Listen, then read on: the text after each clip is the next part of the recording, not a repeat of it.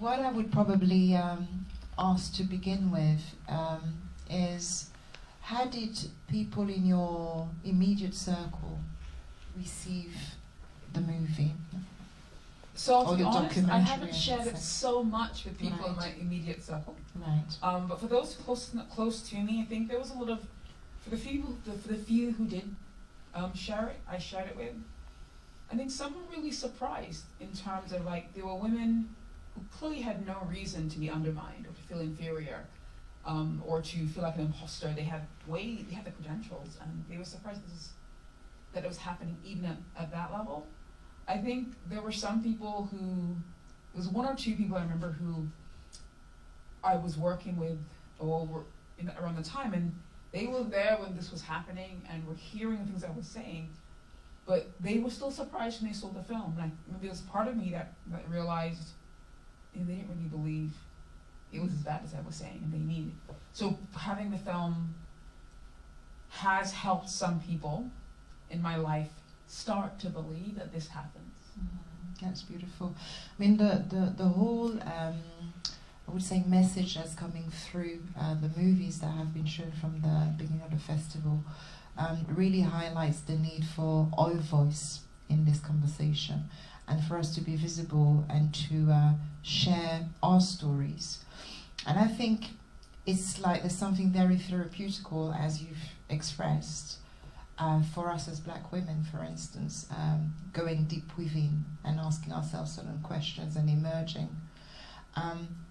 But equally, how do you feel that, for instance, people from other ethnic backgrounds, especially the other party that is involved in you feeling a certain way, the culture, how do you feel that this movie could start a conversation with the other party?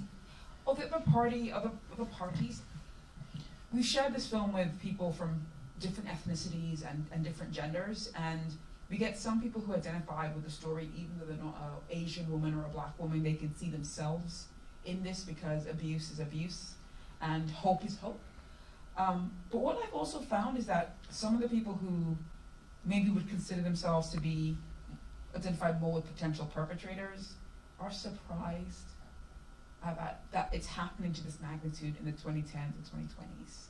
That they're like, we didn't know it was this bad. We didn't know it was, we thought you were just offended because there wasn't enough sugar in your tea. And yeah, that's a bit, of a bother, but they didn't realize that it's causing real psychological, physiological harm.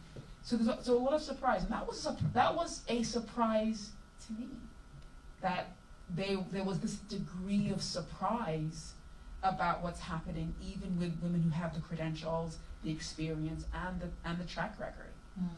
I feel like in terms of starting a conversation, my hope with the movie Arise Firebird is we can use the movie to help, especially leaders in companies, build empathy by hearing the experiences that happen to people, and without necessarily having to face their own personal accusers. They can build empathy, and that may create a safer space for leaders to even have a conversation, so to have a difficult but powerful conversation amongst themselves about what this means to them as a person, what it means to them as a member of society, and also what it means to them as a leader. And hopefully, our hope is as they have more of these conversations with each other, they can begin to, reflect on how they can facilitate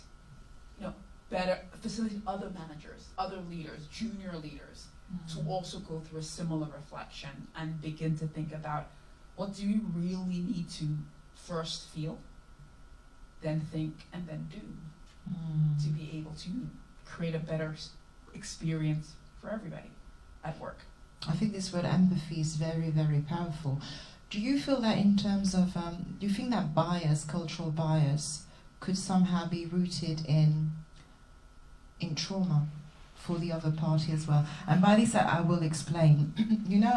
I just thought that very long, we have the experience, and your documentary shows it, that it can be a form of dehumanization of black people and black women. And you know, when I'm looking back in history, I'm just thinking, for a group of people to have been able to look at people like furniture, or who have been conditioned over a period of time to see a baby, take it away from a mother and drown it. It takes a conditioning to look at another human being and think that they're not.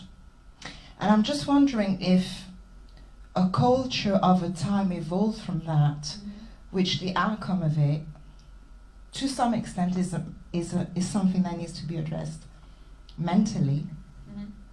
So I'll interesting about cultural perspectives, and I'll give maybe two perspectives. One from being a Nigerian, in terms of, and also in terms of, I think, speaking more to what you're talking about as being people from the more European ancestry. So I'm from a culture where the expectation was I have to work 4 to 5 times, well, 4 to 5 times hard. 7, I have to work harder, be unrelenting, be untired, and also being a woman, serve the men in my family, many of them who have forgotten, no, you never made a meal for me in my entire life. I'm like, yeah, okay, because you weren't there. But, you know, so I'm coming into the workforce as a woman, as a black woman, as a woman of color, with the expectation I have to excel, both domestically and also in the workplace, whether I am 10 years old or whether I am, 50 years old or 70. And so there's no space for me to really say, I don't think I'm being treated fairly, because for many of us, there isn't I don't have the backup even, many of us may not have that domestic backup to say, yeah, that is unfair, but like, because that concept of unfair isn't part of the language. You're a woman. You're supposed to work really, really, really, really hard, and if you don't like it, find someone to marry, and then, so then you will never have to complain again, because then you can just serve him at home. So some of us, not all, have an experience to some degree of that coming in, and I think that also needs to be untaught, because none of the women in this documentary should have had to push that hard before realizing this isn't okay for me.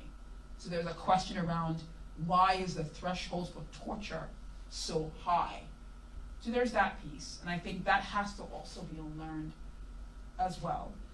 From those who probably have a much more privileged background, and some of their ancestors were buying and purchasing other human beings and were colonizing other people, I do think that this goes back to my concept around psychological safety. I don't think anyone wants to be considered, okay, that's not true, I can say it. I think the vast majority of people would not want to be considered racist. I think people whose families and ancestors enslaved, killed, traded, took advantage of people of color, it probably isn't something they are proud of today. And I feel like we do need to create space for them to also unpack this in a way they can work through all the emotions, because until we can do that, I don't think we can get to a point of having a real conversation about how we move forward. Because, whether we like it or not, they are human beings as well. And each of them has a human brain. And the human brain will do whatever it can do to protect itself from extreme emotional pain, because that's what the brain does. And so this goes back to that conversation of creating spaces like this, I hope can help people feel a little more comfortable engaging with those difficult but powerful conversations, because what I believe what's on the other side is better for all humanity. 100%. Thank you so much. Could we